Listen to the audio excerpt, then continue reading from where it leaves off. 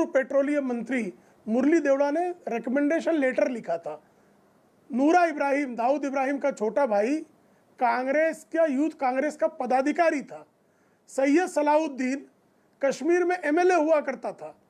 तो जब वो एमएलए था उस काल में उसको गिरफ्तार किया जा सकता था क्या आतंकवाद के चार्ज में? टाइगर मेमन, जब उसको पासपोर्ट मुरली देवड़ा उसके लिए रिकमेंडेशन कर रहे थे, जब उसके खिलाफ कोई केस नहीं था, तो क्या उसको गिरफ्तार किया जा सकता था क्या? याकूब मेमन जब चार्टर्ड अकाउंटेंट था और मोहल्ला पीस कमेटी का कांग्रेस की सरकार ने उसको सदस्य बनाया था शांति स्थापित करने के लिए, तो क्या उसको फिर गिरफ्तार नहीं किया जाना चाहिए था कि आपने पहले क्यों बनाया?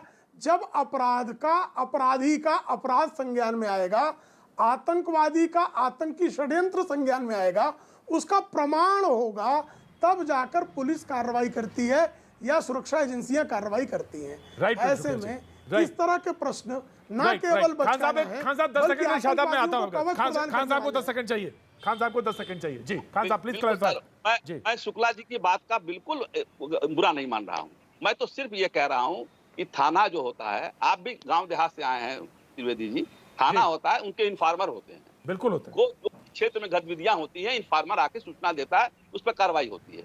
राइट। इन्फॉर्मर वहां उस थाने का इन्फॉर्मर ने सूचना क्यों नहीं दी और बिल्डिंग खड़ी हो गई और आपका क्या नाम है गैराज चलने लगा? कैसे हो रहा था ये? इसका मतलब जानबूझ के आपने 2022 का इलेक्शन आ रहा है, लाओ अब इनको पकड़ो, अब इनका लिंक जोड़ो, इनका ये करो। कागज जला दिया। कागज नक्शा कहां से आ गया भाई? कागज आप कह रहे हो कागज सब जला दिया। खान साहब का कहना है कि चुनाव है, खान साहब का कहना है चुनाव नजदीक आ गया, उससे ठीक पहले फोड़ा गया बम की तरह। उन्होंने कहा जी जी जी जी जी बिल्कुल शादाब, मैं आ रहा हूं शादाब, आ रहा हूं शहजाद, बिल्कुल 10 सेकंड।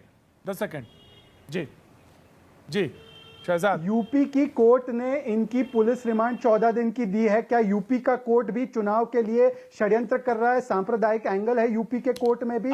और ये जो तमाम बातें गिनवा रहे हैं तुष्टीकरण के चलते, क्या यूपी के कोर्ट ने क्या झूठे तौर पर उनको पुलिस रिमांड दिया है, या ये शर्लॉक होम्स है? ये शर्लॉक होम्स बन चुके हैं। अभी अल-कायदा के प्रवक्ता के बदले शर्लॉक होम्स बन गए। अभी तक बचा कैसे था वो?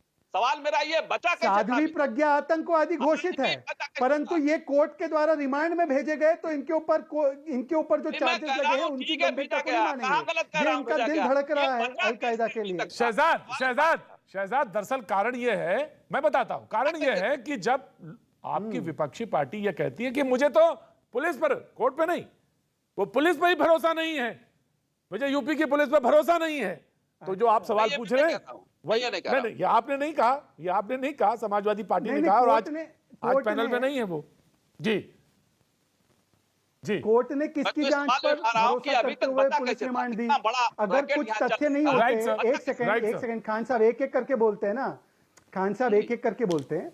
अगर कोर्ट को पुलिस की जांच पर भरोसा नहीं होता, उनकी दृष्टि भी विकृत होती अखिलेश जी की तरह, तो वो भी छोड़ देती ना इन मासूमों को। पर इन मासूमों को पुलिस रिमांड दी है, इन मासूमों की पुलिस रिमांड मिली है, तो मतलब कोर्ट पुलिस पर भरोसा करती है। आपको भरोसा किस पर है? आपको भरोसा अल-कायदा पर है। मैं देखिए, आपको भरोसा अल-कायदा पर है। आप गलत बयानी कर रहे हैं, आप गलत बयानी कर रहे हैं। देखिए, तो कहिए हम स्वागत करते हैं आतंकवाद के प्रहार पर, हम स्वागत करते हैं, इतना बोलिए ना खान साहब। आप जैसे लोग अल-कायदा के साथी हो। आप कहिए कि आतंकवाद पर चोट करिए योगी जी, हम साथ में हैं आपके। लोग अगर खून खराबा करते हैं तो इस्लाम से खारिज हैं वो। नहीं, मैं खान साहब मैं बिल्कुल, खान साहब मैं आपकी बात को तस्दीक करता हूं, आपकी बात को कहता हूं कि नहीं खान साहब, नहीं, बिल्कुल नहीं, आप बिल्कुल ठीक कह रहे हैं। आप बिल्कुल नहीं उनको, अल-कायदा से आपका क्या संबंध? बिल्कुल ही आप पॉलिटिकल पार्टी के प्रवक्ता हैं और यही बात रखी जानी चाहिए, और इसको बात दमदारी और ठोक के कहनी चाहिए। यहाँ आप पॉलिटिकल पार्टी के प्रवक्ता हैं, आप कहां से किसी आतंकवादी संगठन से आपका कोई संबंध? जी हाँ बिल्कुल, मैं आपकी बात कह दिया। शादाब चौहान बहुत देर से बैठे हुए थे, बहुत देर से हाथ उठा रहे। शादाब चौहान जी। प्रतीक जी, लखनऊ के इस केस के कंटेक्स्ट में एक मैं बात कहूंगा कि ये कुछ नया कुछ भी नहीं हुआ। कांग्रेस की सरकार रही हो या भाजपा की सरकार रही हो, नौजवानों को पकड़ा जाना और 20 साल बाद उनके बरी हो जाना, आमिर का केस, मुफ्ती साहब का केस, ऐसे बहुत से केस हैं। और दूसरी तरफ डीएसपी देवेंद्र सिंह, जिन पर आतंकवाद के आरोप में गिरफ्तार किया, लेकिन दिल्ली पुलिस ने उनके खिलाफ चार्जशीट ही फाइल नहीं की, उसके बाद वो रिहा हो गए। दूसरे केसेस में पहले ही दिन उनको और उनके पूरे वर्ग को आतंकवादी बता दिया जाता है। सवाल ये पैदा